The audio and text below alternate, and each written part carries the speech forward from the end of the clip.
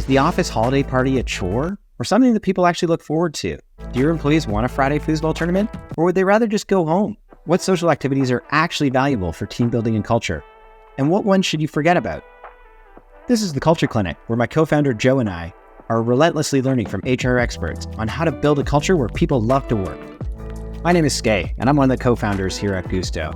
And today, I'm joined by Shelley DaCosta, an HR expert in the rewards and recognition space. Shelley, I'm hoping you can give us some insight into this week's topic, fun at work. How important are employee engagement activities? And so my first question for you, what's the most fun that you've ever had at work? Getting screeched in Newfoundland. Sorry, no. It was fun. I'm one of those people that I really enjoy offsites. Like I like icebreakers and all the things that other people are like. Yeah, I'm one of those weird people that likes two truths and a lie, because what I like about the offsites is learning together, learning to understand one another, what makes each other tick, and how we work better together going forward. So all those, psychometric testing, SMART skills, Myers-Briggs, strength finders, I really like those. Those are what I'd say consistently where I've had the most fun. And what about the worst team building activities you've ever done?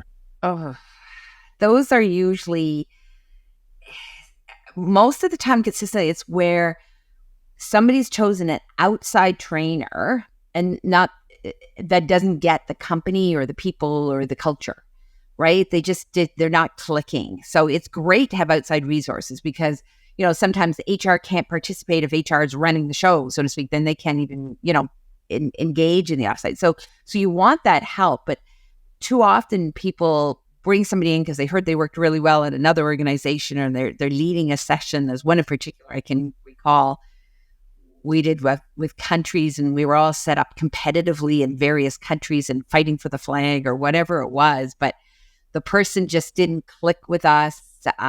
We didn't click with them. The group was just disengaged. And then there was a few that got massively competitive, such that we kind of lost all contact of what really needed to happen. So that's it. It's where competition can be fun, but it can go strangely wrong. Or team building where it doesn't take into account people's preferences and differences, or people don't feel comfortable or safe. So you can see they're quietly not participating. We recently had our company offsite, and we brought back improv. So we did improv with the leadership group back in the fall and had such a great time with it. And so we brought the same instructors to the company offsite. It was so fun, and it was very approachable, right? Like, they're not asking people to kind of get up in front of the whole group and right away kind of do a big improv scene, but rather just kind of like these fun games, pairing up with different people. And at one point they had us run a rock, paper, scissors game where you'd pair up and play rock, paper, scissors, and whoever won, the loser would go on to kind of be their cheering squad, right? And then they play somebody else, and then so it it culminated in the last two people playing, and so Arvind, who is one of our kind of QA members, won the whole thing. So we were calling him champ all week, which was great. Yeah, and you just people get to see one another kind of outside of the day-to-day work. And enjoy one another's company and find out what they're like. Like, some people I've had, people afterwards say, I had no idea you were competitive, or I had no idea you were this or that. And so that's kind of nice. And so how important do you think that social activities are to creating a good culture? I think they're very important, but I think the type of social activities have to go along with the when and the where. So where are you doing them, and when are you doing them, and how are you doing that? That's really critical. Oftentimes you're going into someone's like time off or weekends or vacation. I've known some where they've contacted people and said, do you want to come back from mat leave? We're doing an offsite like that. And that's okay, depending on how you know that employee, but creating this environment where you have to come if you want to learn this information. It's really, really critical, information that we're doing. And so you're very obligated. So you've now taken away any fun factor if that person's not comfortable in that setting or what's going on. So it has to be a real give and take. I think it's important for employees to think of, or employers to think of, the fun at work and the social activities is as another part of that value proposition. What's the employee getting? What's the employee giving? Is this a hardship to attend this, or something that they're going to get some real value out of, so they don't mind giving up a Thursday night or an evening because it's going to go past work hours, that kind of thing. And so like what sort of cadence have you seen kind of be successful for social activities? I think it's important to find out what the employees like and want to do and what's fun for them. And what's your goal? Is it just a social activity, a get together? Or are you having an offsite where you're trying to impart some training and some knowledge and some development? So it's important to have a little bit of a strategy behind what you're doing, right? Is this just to get people to know one another because we have a virtual workplace and it's an opportunity for people to break bread together, I often like to say, right? Have a meal or cook together or something like that. I think a lot of people enjoy social activities where there's a means to the end. I learned this, or I got this out of it, or we made a meal and I learned how to cook a recipe or something along those lines, because there's just so many different things. Or where there's people that want to problem solve together. So think of escape rooms, that kind of stuff, but don't make them scary for somebody who's afraid of clowns. Like, you have to really get a sense of who your people are, what they want, and what you want to achieve out of it. But I always preferred companies where we had the budget and wherewithal to be able to do an off-site once a year. And that could be a mixture of social activities as well as some learning. Yeah, learn is one of the core values here at Guusto, and learning can be fun. Absolutely. Yeah. And even if you're just learning about one another and you know what I mean, how you are, and learning about your strengths. So, you know what I mean? Strength finders, that kind of stuff. It's a wonderful tool to learn, and yet also massively social as a discussion point and to take it further. It's great. Yeah. We did kind of user manuals at our offsite, right? And so taking the time to learn about not just kind of people's strengths and weaknesses, but also how they like to communicate, how they like to kind of receive feedback, how they like to give feedback.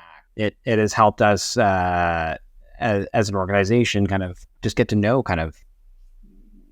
actually as kind of individual teams get to know each other much better, and hopefully kind of be able to kind of communicate at a higher level and move faster kind of coming out of the offsite. For sure. It's great stuff. And so is it okay if employees don't have much of an appetite for socializing with each other? Like, is it possible to have a good culture without it? I think the organization has to look at itself and say, like, what define good culture? What is that for the organization? What is good culture? Do you want a culture of people being really, really close friends and socializing together and inviting each other to major milestones in their personal lives and stuff? You want a culture that is giving back to the community, because that's part of your core values, is in a culture of teamwork, a culture where you're proud of your products or best-in-class service. And then you figure out what's necessary to create that. So, if it's a culture of giving back to the community, then you can have social activities that evolve around that. The shoreline cleanup days, right? Where the company is, and everybody gets their t-shirt and they have a half day and you're providing lunch, and you do it in teams. This team is on for this day and the next team is on for the next day. So all the work still gets done, but everybody has an opportunity to attend, make it as easy as possible. And for those that absolutely do not want to attend, is there something else that they can do so they feel like they're still contributing? But that can be a great social activity, and it's still pushing across your culture and pushing across your values. Yeah, and I think here kind of it's almost kind of counterproductive, right? Like if you're trying to make a good culture or build a good culture, and you have people that might be anxious in social situations and might prefer to kind of avoid it, forcing them to do that is not going to be a good culture for them. So, when I think about culture, I kind of think about the POW model, right? So purpose, opportunity, well-being. And so like on the well-being front there, if you are forcing people kind of into situations that they absolutely don't want to be in, like it is not a good culture for that person. It's not a good kind of working experience for that person. Absolutely. And that, goes right back to even in recognition, you're right. If somebody does not want to be centered out and have applause, in the next meeting or whatever, some big spotlight shone on them, that leader should know that when they're giving recognition, that leader should know that when they're setting up social activities, right? It's good to know who your quiet people are, who's comfortable with that, and what people want to do and how they want to engage with each other. Some people are very, very happy to come to work, support the values of the culture of the organization, but they don't have time or they don't want to socialize outside of work hours. And so in those instances, where do you focus kind of your culture building efforts if you're not doing social activities?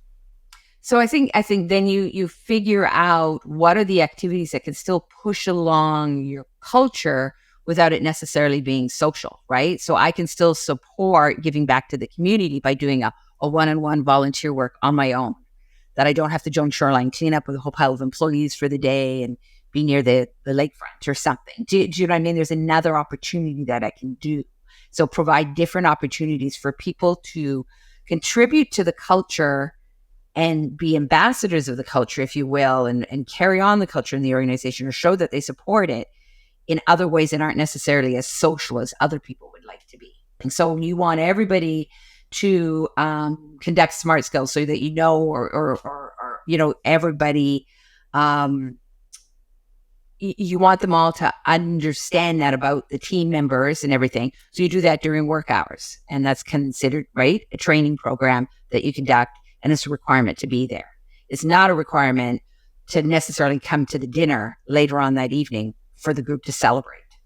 So I did my training, I participated, I found out that, Skai's, whatever it is on my team, and that so-and-so doesn't like to do this and so-and-so likes to do that, and here's who I should go to solve this problem for me, etc. I learned all of that because that's part of our culture and important for the organization, but I didn't need to go and toast and have dinner afterwards. Yeah, because there might be individuals that still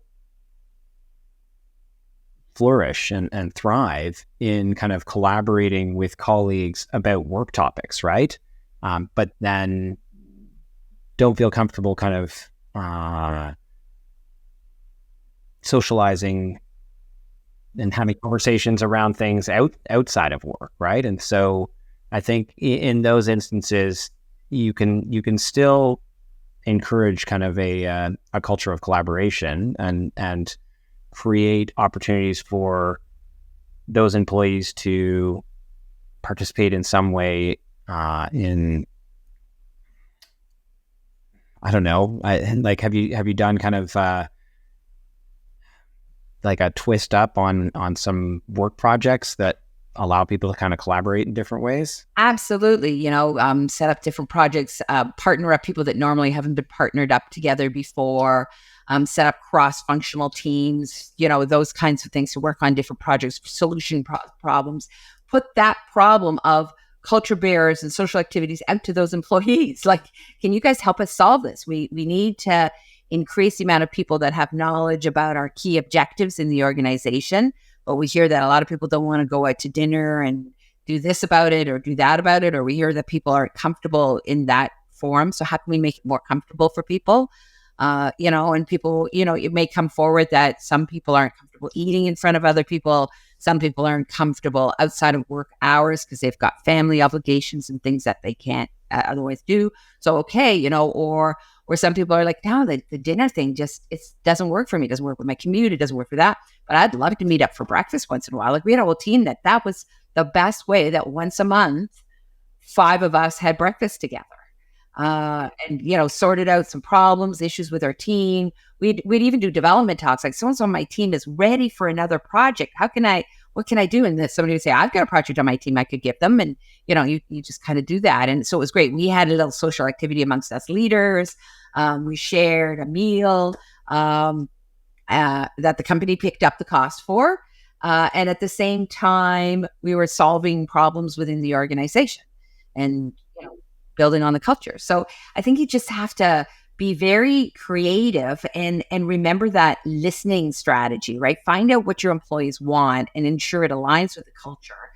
And any like external supports that you bring in and stuff, they understand the industry, the culture, and your people, because there's so many great ideas out there. Okay. So what are some tips then for finding the right activities for your team? Timing is everything. Are all your people in the right frame of mind for this, right? Like what's going on in your workplace right now? There's people that are just in a bad place right now. They can't travel to go to the offsite, right?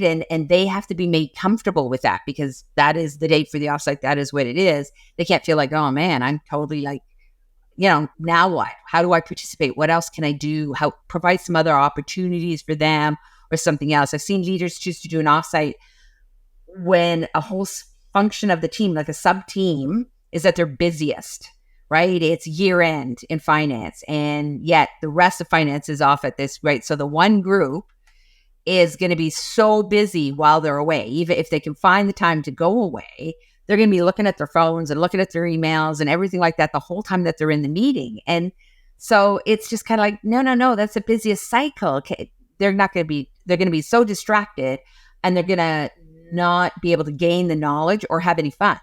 So you need ambassadors to stand up for when and how you do that. And maybe pushing it out by 1 month is going to make it better for everybody. There may never be a right time, and you're going to have to do certain things about that, or that group has an offsite on their own, etc. But talk to other teams, HR professionals within your organization, outside the organization. They've all got lots of great ideas, and lots of people, your own team members may have training sessions and offsites and social activities that they've done in other previous organizations that were great ideas. I think a lot of times we try really hard to invent the wheel, really. Creativity is fun, but success on it's more important. So, you don't always have to find something new that's never been done before, because, tried and true can really work. You'd be surprised how something as simple as a potluck celebration can work in the workplace, right? It can bring people together on a team, especially if you can tie it to like, it's diversity. We're all going to eat something that's native to our culture, or a culture we've always wanted to try. Is there anybody on the team that can tell me what I should order? Because we're going to do virtual lunch. We're going to all be on a Zoom call or whatever, eating our lunch, but we want to talk about this and find out about our heritage or interesting things like that, right? Often breaking bread can be key, to having people open up and talk about it. And then, like I said, if you can tie it to some initiatives. Last question here for you, Shelley. Like, how do you drive participation in company social events? Ask for input. Check your timing. Check your workloads. Make it easy to participate. Have that element of fun. Win-win. Again, like it's a bit of that value proposition. What am I getting as an employee if I go to this, or if I do this, or I give up my Thursday evening? What does the organization get from it? Have some of the naysayers help organize. The people are like, oh, offsite. Like, yeah, okay, you can help us organize so that we can make it more amenable to you or other people. Find out what they like. Keep it short, simple. Watch out for your, I call it quiet people, or people who feel uncomfortable or unsafe in social environment. Little things like people don't want to talk about themselves. So you're doing the, 2 truths and a lie, or you're doing those icebreakers where they have to introduce themselves and talk about, what they were like as a child or whatever. Easy way around that. Partner everybody up so they're comfortable speaking one-on-one with somebody, and then the partner introduces them. So instead of me talking about myself, which I'm quite comfortable to do, but Skai's going to interview me and then talk about Shelley and what she wanted to be as a child. And I'm going to talk about Skai and what he wanted to be. And so, it twists it, but it makes it more comfortable. Everybody, we have some fun, and people are in a more comfortable setting to do that one-on-one. Yeah, that's awesome. We'll give that a try kind of at our next event. Have you ever kind of given a theme or a topic to kind of a social event? So like if the company is dealing with some sort of change management or trying to make some strategic decision, are you going to kind of theme an event and say like, hey, we want you having discussions around X. Sure, absolutely. Like it could be an offsite, but 3 of the sessions or 2 of the sessions on the offsite are about the new goals and objectives, whether for the organization or for the team. And whether we need to, if we're going to get them done and timing or how to put them out there, or we're rolling out a new program and how best to roll it out. Performance evaluation system, let's say, right? How are we going to train this? How are we going to do this? That kind of thing. Great cultural bearing things in terms of the organization.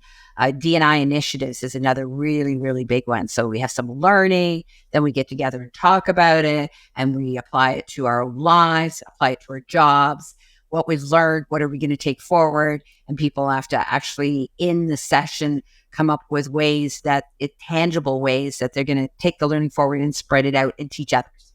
There's so many ways to kind of theme it and have, but I find sometimes too, it can be so structured. People, it's like, oh, on to the next activity, let's go. And they're like, but I was just in the middle of a really great thought.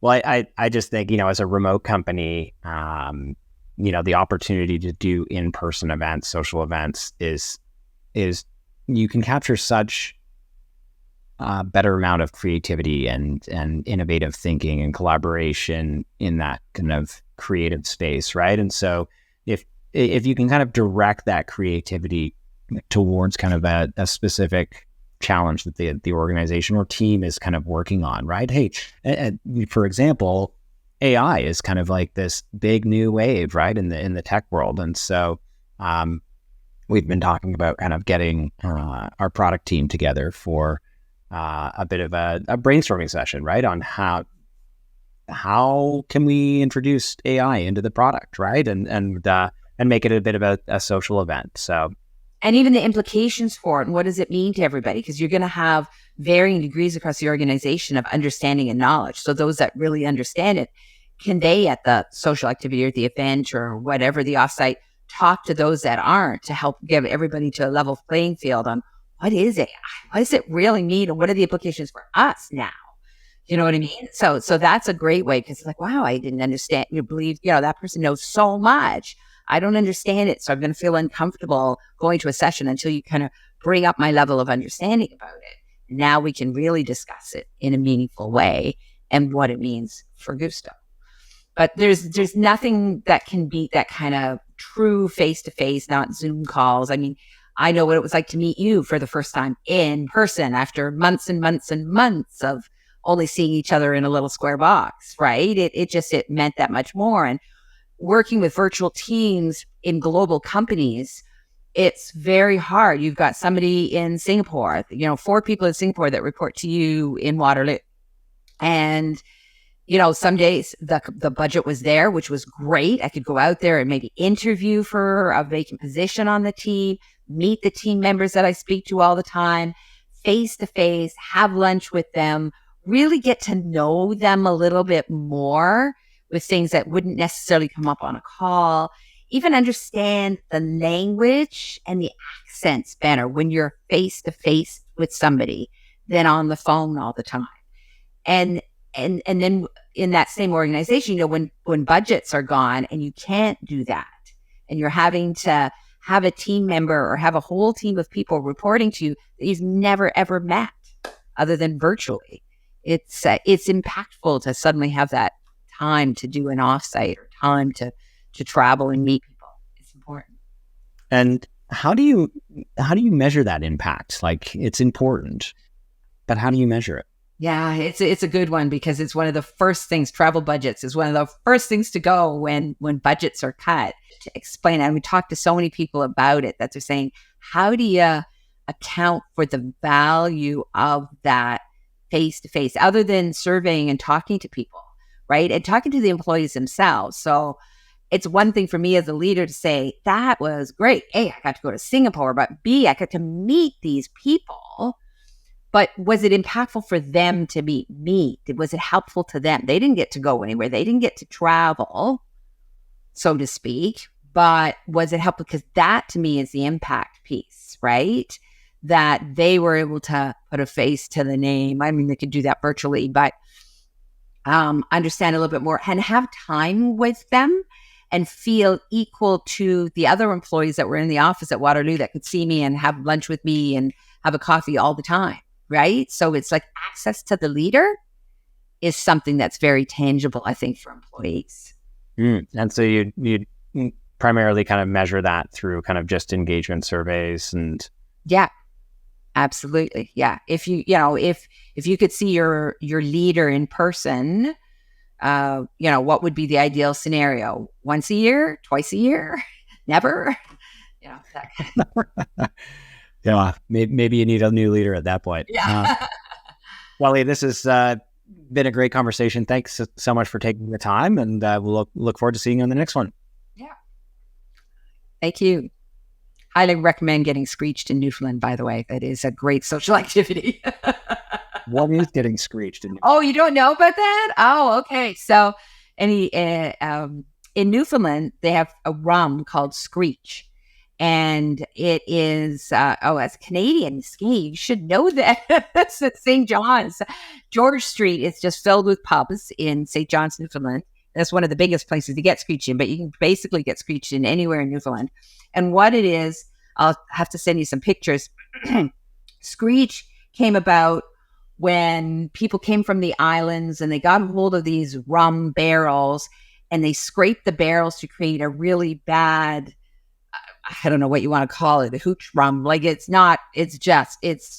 like pitch tart. It's horrible, but it gets you drunk really, really fast. And Newfoundlanders call it Screech. You can buy it in the liquor store. It's a bottle of Screech. And so it's very harsh liquor. But getting screeched means you have to say a saying, like it's about, I'm going to kiss the boy and do this. You have to do it in a Newfoundland accent. You have to kiss the cod, which is usually a frozen fish, codfish, or a rubber one or something, but it's usually fresh that they've thawed out or something. And you literally have to kiss it. And you say these things and you knock back a shot of the screech. And you've been screeched in and are now an honorary Newfoundlander. Oh, you don't go to Newfoundland unless you get screeched in. Like they say, it doesn't count. You're from away, and to make you not from away, you get screeched in Newfoundland. And it's a lot of fun. And I mean, everything in Newfoundland is fun. Yeah, it's so next Guusto team offsite. We're heading. There you go. Yeah, accommodations are pretty cheap. It's just a flight from Vancouver. It's not easy. Yeah, we'll have to charter a jet or something to get everybody there. Oh, so do you see the private chat? Oh, yeah. Yeah, I see. I was going, come on. I see them trash talking me here. I'm a horrible Canadian. I should know this. If you want to build a culture that drives performance, check out Culture is the Ultimate Advantage, our free guide to creating a culture where your people feel seen, heard, and valued. Click the link in the description to get your copy. Thank you for watching. If you enjoyed the show, please hit that like button and subscribe so you don't miss an episode. And don't forget to recognize somebody for a job well done today. Mucho gusto!